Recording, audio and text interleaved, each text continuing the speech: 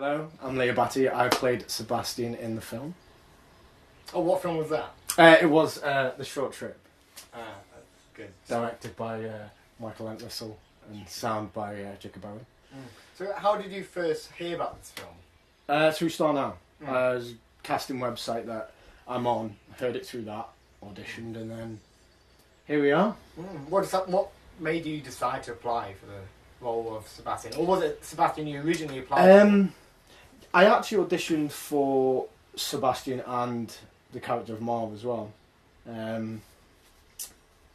It was just more of a variety. I figured I could play both, but more so I was attracted to playing the character of Sebastian. He just had a bit more. He had a bit more bite to him, so I wanted to explore that and sink my teeth into the character really. But. So if you were to do it again, would you like to try to play Marv in like a parallel universe? Would you play Marv? Yeah, I'd play Marv because he's a completely different character, and it'd be interesting to see what I could bring. Like I don't know because I've not played him, but of course. Yeah, it'd be interesting. Yeah, I'd play Marv in an alternate time. Of course. You know. What was it like working on set with obviously a bunch of people you'd never met before and trying to work with them? Yeah, good question. You're welcome. Yeah. One of them. Yeah, it was good. Like it was good all round. The first time I met everyone was the read through in here, and we just.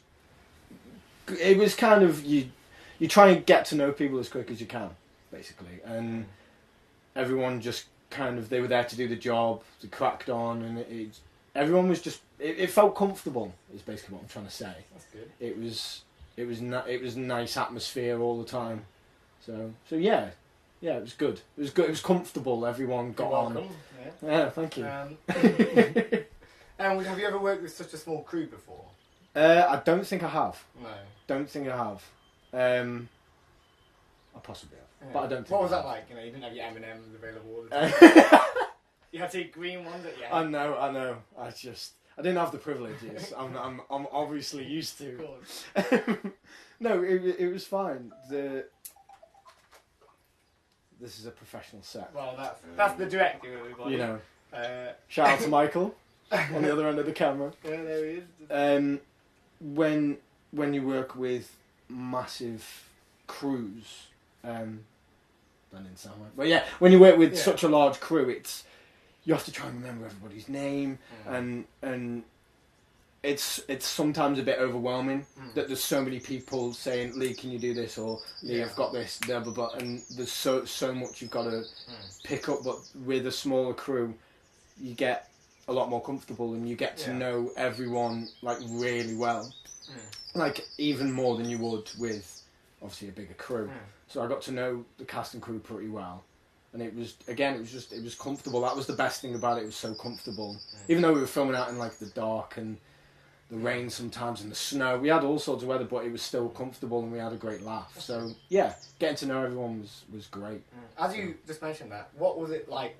You know, in the working conditions. You know, did you find working out in the forest and the woods quite difficult, or? I was always wrapped up warm. Because privileges. No, like the weather conditions were fine. Yeah. It was. I don't know. Like, I've never filmed in a forest before, so that was new. But it was also quite exciting because I'd never done it before, and I like a challenge. The weather conditions were fine. The rain wasn't great. I'm not gonna lie, it wasn't the best. But what can you do? It's part of the forest thing. But no, it's good. It was good. It was fine. Personally, I enjoyed Bear Grylls styling the whole experience. But yeah. What was it like working with the actors, like working off each other? You know, obviously they're doing roles that one of them you interviewed auditioned for as well. Yeah. Was that strange? That was great because Ollie was more suited to Marv than I was, definitely. And it was nice to work off each other. We all had a great laugh. We all got on really well from day one. I hope, but it seemed that way. It's good chemistry on camera and on film.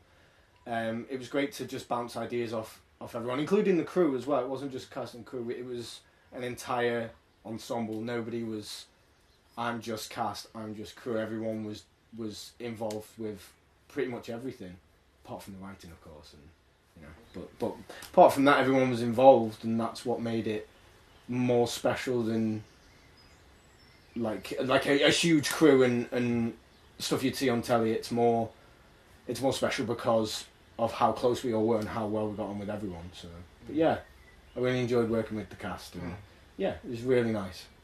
So, after you wrapped up, did you feel a bit sad that you weren't going to be seeing people again, or was that like a finished project for you? A bit of both. It was kind of, because we were only on it for a short amount of time, it wasn't too sad. But it was kind of like, oh, I'm not going to see them now until the premiere, or I'm not going to see them ever. You know, if people can't make it the day or whatever, or they, they're elsewhere. But yeah, it was a bit of both, really. So yeah.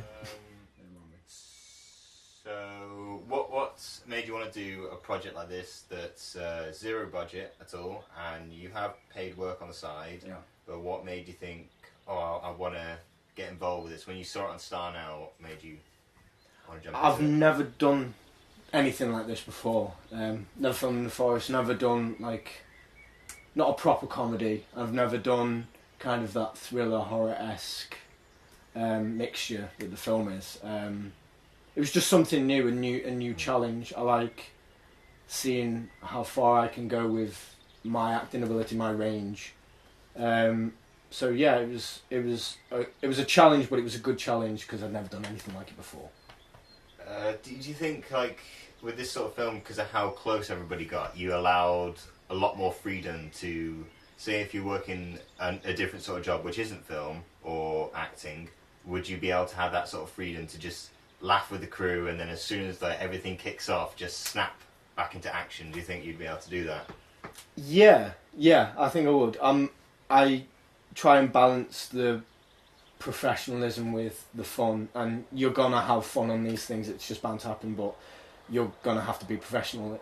If you can master both, you're gonna get on with a lot of people in both cast, crews, and interviews, or whatever you're doing, theatre, whatever you're doing.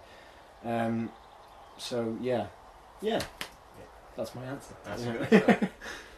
Do you think at some point, did you ever get to the point where you just tired and wanted to get off set? I mean, because everyone was so close, everyone kept, I don't know what the word is, kind of pumping them up. That's the word I'm going for, I guess. Yeah. Just everyone, because everyone got on with everyone so well, there weren't any really dull moments. Again, going back to that professional and fun kind of thing, you're allowed to have so much fun, and with such a small cast and crew, you come in the next day and it's like your best mate. You can go up to them and tell them what you've done last night and everything. So there was never, personally for me, there was never a time where I thought, oh, I wanted to get off set now. It was just kind of waiting for the next shot or waiting for the next thing to do. I don't know. I think I enjoyed it so much that no, I didn't. To answer the question, no, there wasn't any moments where I was. Of course, I was tired, but I wasn't tired of the film or the process or anything like that. So yeah, it's a good answer. So now you've seen the film. Yeah. What were your thoughts about it? Because I know originally when you went to look at the script when it was written, it was very much more of the horror aspect, was it? Yeah. But certain tones of the film, due to editing and just the way we had to do with our limitations of what we could do on set at the time, have changed. Well, so what do you think about the film now you've seen it? It's definitely changed. That's definitely one thing I would say. But it's definitely not in a bad way, because of the way it's edited and the way it's written.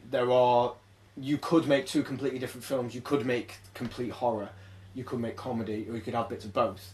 Obviously it depends on the way you want to go with it or the editing, but if we made it again, we could maybe focus on some full horror, or it could be done, you know, if you wanted to write this kind of thing again, it could be done in a completely different way, but with the same kind of storyline. Go like on this film, you could take it different ways, but the horror concept and the comedy concept are just as strong as each other. The editing works and the writing works. Yep. So, here's a question for you. Would you work with any of the people that you work with on this film again? Yeah. Or not? Yes. That's my answer, yeah. Anyone specific? Or? I mean, there are a couple of people, you know. I won't name names, you know, but no, I absolutely would. Absolutely would. Everyone got on. It was a blast. I absolutely would. Even for like such a because it was such a small condensed film that it was kind of everything was like on 10 or set to 11 to speak. Yeah. It's like, would you consider that, because it's kind of like maybe the things that you're used to, you have a lot more money invested into it or something like that, and it's a bigger crew and there's a bit more stability with it. I think, like you were saying about it had to be 10, that's where it should be at anyway, and it was. Obviously you guys had a deadline for the festival and distributing it out, so I think the deadline helps. If you set towards, okay, we've got to finish it by this date, it automatically puts it in 5th gear and you have to go like all or nothing, basically. Or would you, I don't know, what would you think about, like, say, would you expect this level for working with only 2 people? Do you know what I mean? Would you expect this sort of level to come out with the film? Like, I mean, yeah, I'd expect that everyone was on board. Yeah. But are you saying, did I think that was what was going to happen, kind of thing? Is that yeah? I mean, when I was auditioning, it was the real process. So from that interview, I knew that it was going to be, it was going to be as professional as it gets, kind of thing. You auditioned me, and there were recalls, and that is the way I've always known. And then I've hopped onto the project, and it's been full on, and this was no different. So after the interview, I knew it was going to be as professional as it gets. So that, to answer your question, yeah. There you go. Is there anything you'd want to say to wrap up this interview? No, just enjoy the film. Buy all the merch. We're going to do t-shirts, hoodies, pens. We're going to be doing posters. We've got DVDs. We've got USB drives coming on the way. You know, so just get all the merch now. There's a link down here because Mike's going to edit one. www.getyourmerch@theshorttrip.com. And you're welcome. And enjoy the film. Hope you guys enjoy. And thanks very, very much. Cool. Yeah. That's good.